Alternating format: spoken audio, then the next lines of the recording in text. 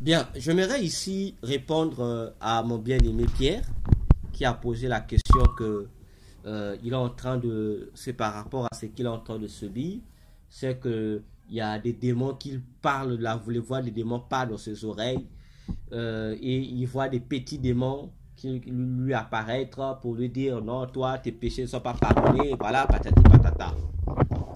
J'aimerais dire à frère Pierre me demande qu'est-ce qu'il doit faire. La première question que je vais poser au frère Pierre, as-tu un pasteur? C'est la première question d'abord que je pose au frère Pierre. Pour savoir qu'est-ce qu'il peut faire face à cela. Il faudrait d'abord que le frère Pierre ait à sa disposition un pasteur. Et lorsque je parle d'un pasteur, soit ça peut être ton père de la foi ou ton père spirituel ou le pasteur dans l'église où tu communies actuellement. Il faut que tu aies un pasteur pour que tu parles à ton pasteur. Ça, c'est la première question. Et plutôt la première question que je pose. Alors, deuxième réponse que je donne au frère Pierre. Plutôt, pas une deuxième réponse. La question là, je sais pourquoi je l'ai posée. Donc, au frère Pierre de me répondre. Alors, frère Pierre, déjà, tu dois comprendre deux choses. Satan, lorsqu'il nous menace, lorsqu'il nous attaque, il utilise deux ruses. Deux principales ruses. La première ruse de Satan, qu'est-ce qu'il fait? La première ruse de Satan, il nous pousse à aimer le péché. Et la Bible utilise une expression pour lutter contre ça, contre cette attaque-là. C'est quoi? On nous dit, vous devrez fuir le péché. Il y a la première expression. La deuxième expression que la Bible utilise, c'est quoi? On nous dit qui vient combattre la deuxième ruse de Satan. On nous dit résister au diable. Donc, la Bible utilise deux solutions. Soit on doit fuir le péché, donc soit fuir. Deuxième, c'est résister au diable. Maintenant,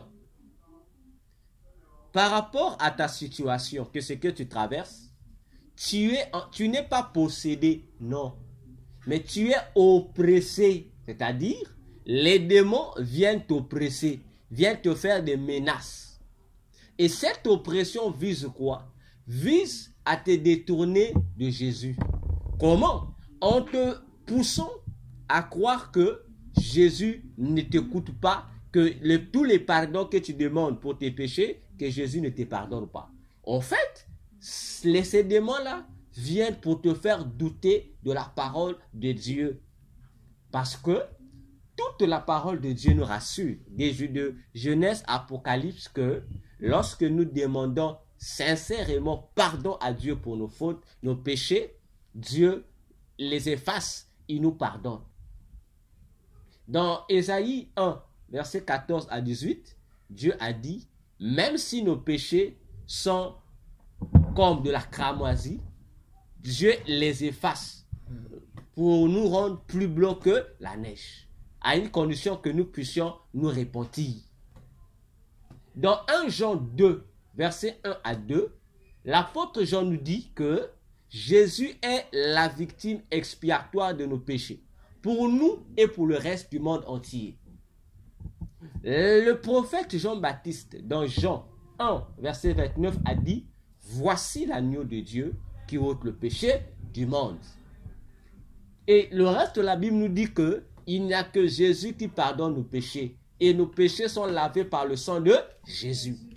Une condition seulement qu'on nous donne, c'est que nous puissions confesser nos péchés et les abandonner.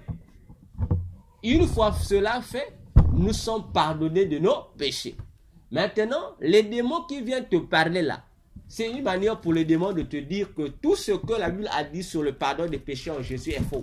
Donc toi ne crois pas ça, tu n'es pas pardonné.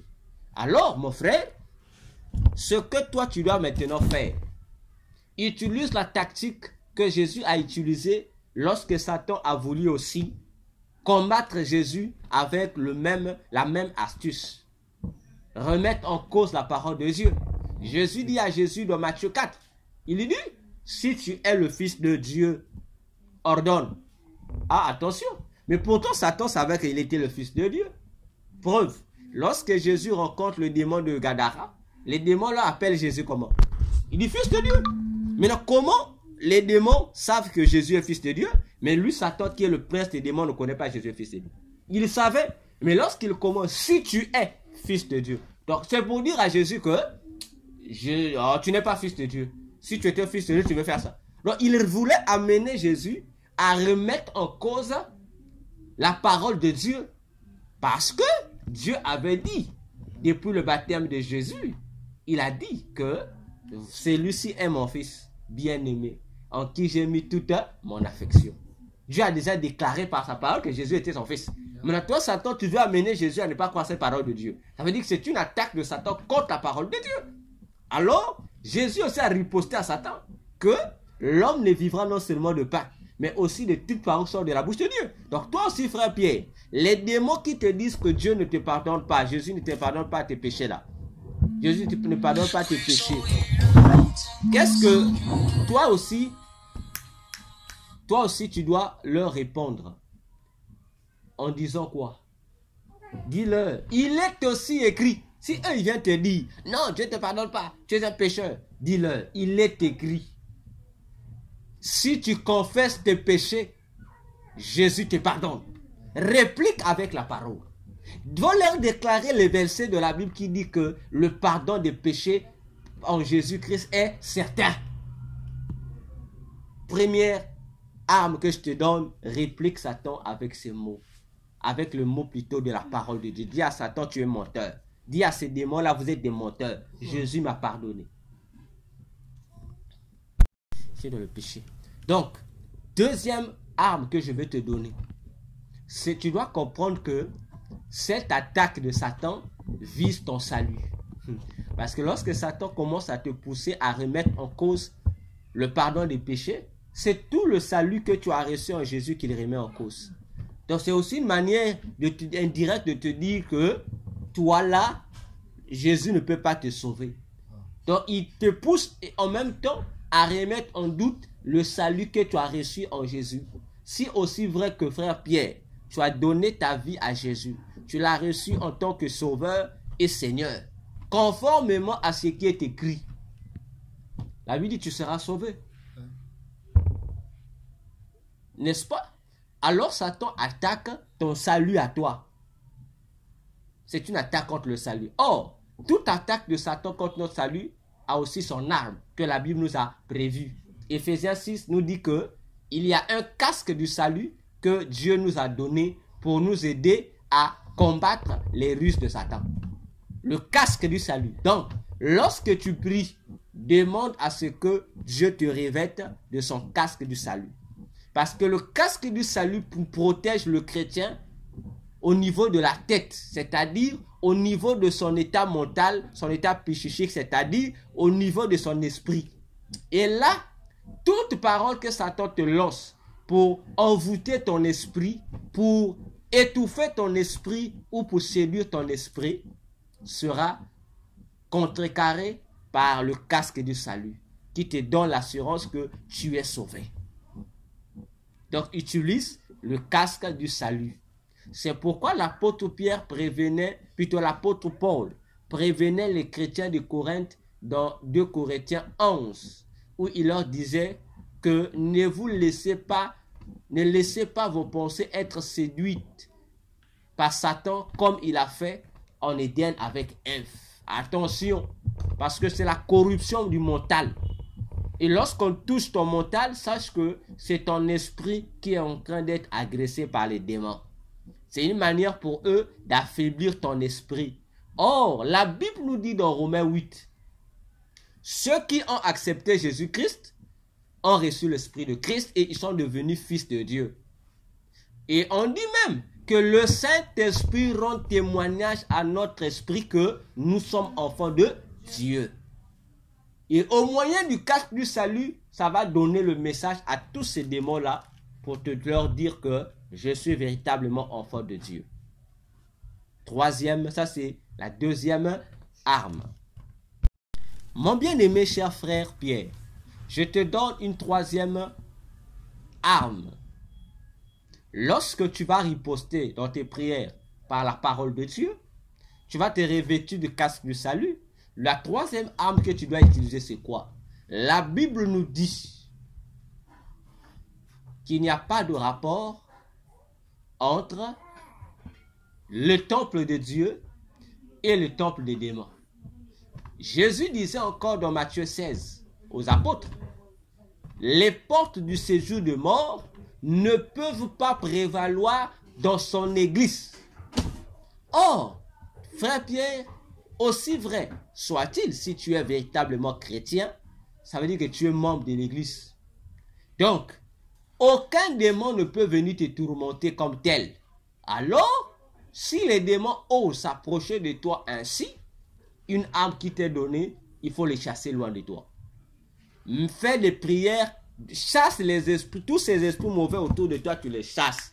De ta maison, tu les chasses. Partout où tu es, tu les chasses en demandant le règne de Jésus là où tu es. Il faut les chasser, frère.